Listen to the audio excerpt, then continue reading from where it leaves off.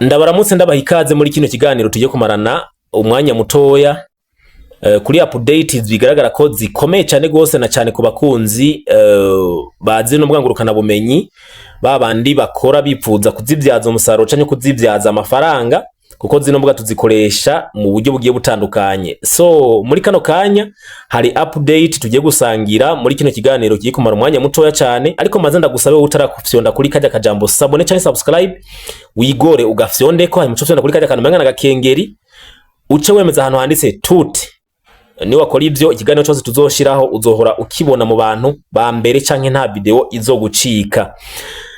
Biguhimbaye kandi uza gufyonda kuri kajya kantu kameze nk'utoye gurukumu ugafyondeko biraza kutunezera cyane kandi bize gutuma kino kiganiro coshobora gushikira abantu benshi na cyane ko harimo update ikomeye cyane gose kandi ituraba twese nk'abantu bariko barakoresha zino mbuga bipfuza kwinjiza amafaranga.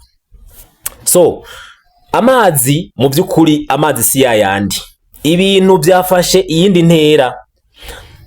Mu bisanzwe birazwi yuko zino mbuga ngurukana bumenyi hari abantu bazikoresha biryohera, hakaba abantu bazikoresha barorera, bibahimbara, baruhutse, ariko hakaba n'abandi bazikoresha baronderamwo agafaranga kandi karahari. Ariko uko kahari uko zigiye zitandukanye niko zinjiza amafaranga mu buryo butandukanye. Ndagiye kuvuga nka Facebook, TikTok, Instagram, YouTube. Izi mbuga zinjiza amafaranga ariko zikayinjiza mu buryo butandukanye.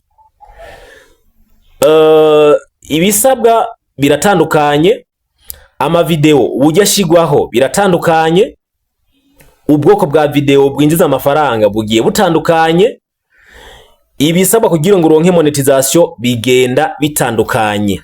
Kuri Facebook hari ibisabwa, kuri TikTok hakabaho ibisabwa, kuri YouTube hakabaho ibisabwa. Muri ino update ngiye kugarukako irakomeye cyane, kandi nimba uri umwe mu bantu bashaka kwitwa ba content creator bakora binjiza amafaranga, ino update ni mu byukuri ntikwiye kugucika. Reka rero mbanze nibutse bano bantu bakoresha Facebook nk'aba content creators ariko bakorera mu bihugu bitari eligible nk'u Burundi, Rwanda, Congo, Mozambique, Malawi, Zambia n'ahandi hantu hashobora kuba hatari eligible, ariko kwa mupostinga ufise urubuga nka page canke mode professionnel, wararose followers, uraronka views zikwiye, ariko wagize intambwe yo kubura monétisation kubera ko upostingira mu gihugu kitari eligible. Iyo service ndayitanga ariko ndayirihisha amadolari 100. Ufise amadolari 100, ico kibazo ndakigufasha nkagikemurira nawe ukaronka urubuga gwinjiza amafaranga, ndavuga gwa Facebook.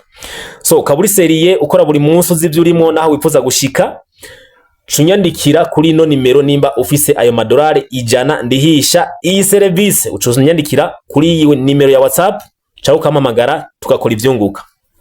Okay, hagataho rero ino update inzanye nukuvuga yuko kubakunzi ba YouTube na cyane muzi yuko runo rwa YouTube ruri mu mbuga zinjiza gatubutse gusumba izindi mbuga zose.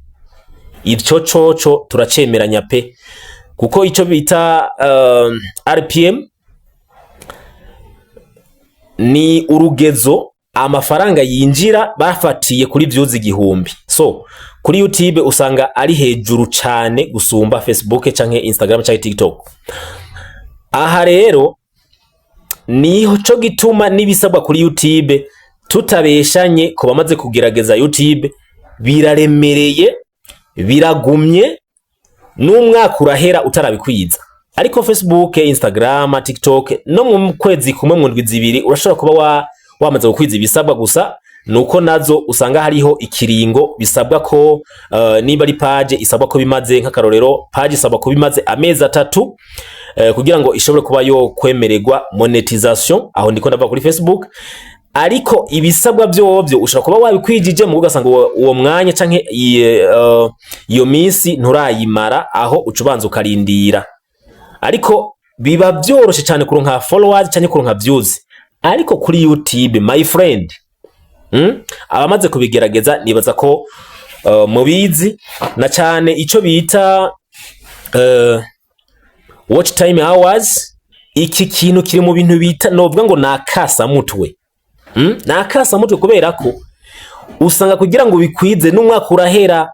Hari ikindi bijana cha subscribers, aba subscribers iki coco nta nubwo kigoye. Usanzwe ufise urubuga rwa Facebook canke usanzwe uri umukozi, usanzwe waramenyereye ibyo gukora ama video, usanzwe ubimenyereye ibyo kuronka subscribers, ntago biza kugorana cyane kuko bobo basabwa ni 1,000 conyene mu cyaba subscribers, hanyuma ukabara kwije kimwe mu bisabwa. Ariko kino kintu kigira kabiri citwa ngo ni watch time hours, hahora hasabwa amasaha 4.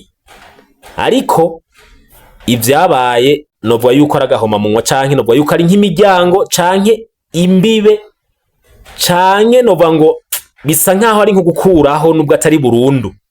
Urumva? Kubera yuko naya masaha 4 yonyene hari abantu benshi ibihumbi n'ibihumbi bananiwe. Ugacushiraho rero bya bindi byubahirizwa, bya bindi bya copyright baba bari seriye ku rwego ruri strict, très strict.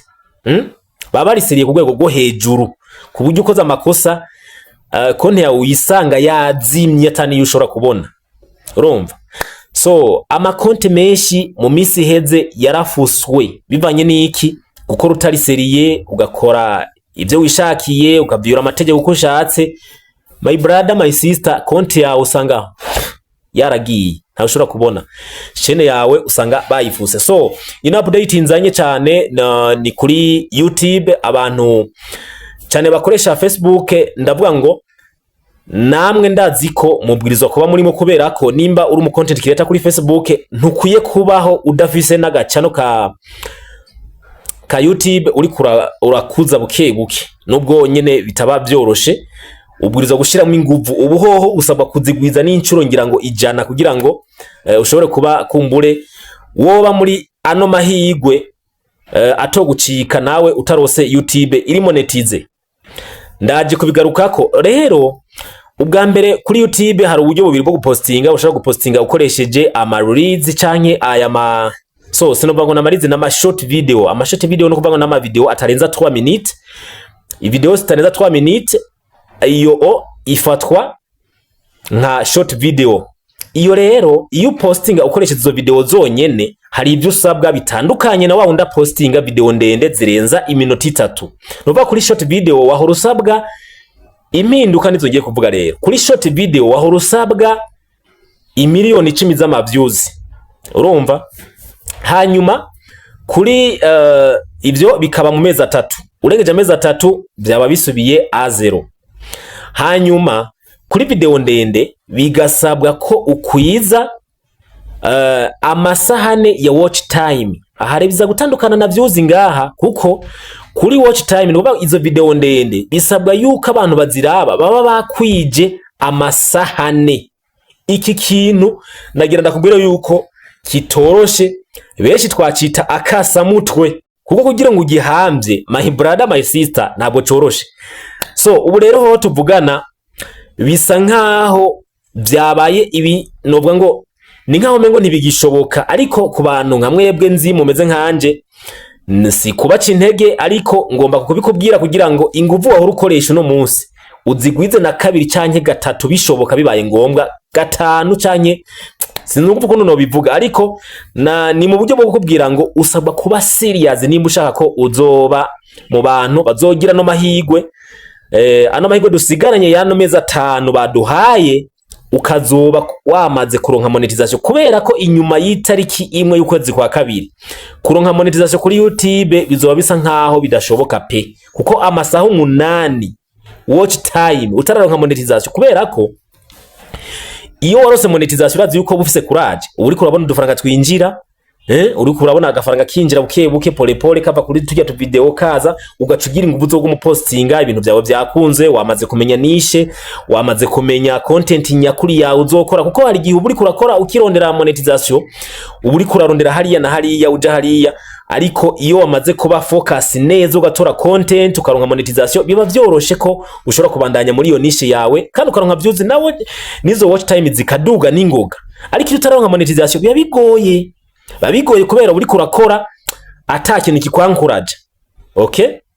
So Hano rero kuva ku itariki 1 y'ukwezi kwa kabiri bisabwa yuko wewe wa mu content creator uri kurashaka urubuga rwa YouTube ruri monetize uzobe warose monétisation, kubera ko inyuma yaho ibizoba bisabwa byagwijwe na kabiri. Nuvuga ngo imiliyoni 10 ku ma short videos zahora zisabwa zahindutse imiliyoni 200 z'ama views. Hasa amasaha ku ma short videos amasaha na ma views angana na imiliyoni 200.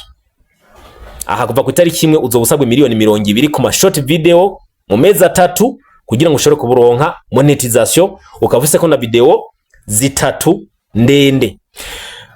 Ukoresheje strategy yo gukoresha video ndende usaba kuzoba ufise amasaha 8 mu gihe hahora hasabwa amasaha 4 navyo nyene vyahora ari ingoma canke vyahora ari akasa mutwe. Usaba kuzoba wakwije amasaha 8 ya watch time. Kino kintu ni coroshe. Aha rero twigira hamwe strategy tuzokoresha. Ku bantu bariko barashaka kuduza ama channel yabo ya YouTube, urasabwa gukora ama live inshuro nyinshi, urasabwa gukora video ndende, ugasabwa kwiga neza umwanya wo gupostinga, ugasabwa kwiga kuri content yakunzwe kuruta izindi kugira ngo ano mahigwe yo kuronka monétisation muri ano mezi 5 yatanzwe ukoreye kuri systeme ya kera ntagucike. Urasabwa kwiga ivyo bintu bisha kuri bitatu. Bwa mbere kumenya neza amasaha yo gupostinga, kumenya neza uburyo bwiza bwo gupostinga, kumenya neza content yakunzwe kuruta izindi kugira ngo abari yo wibandako.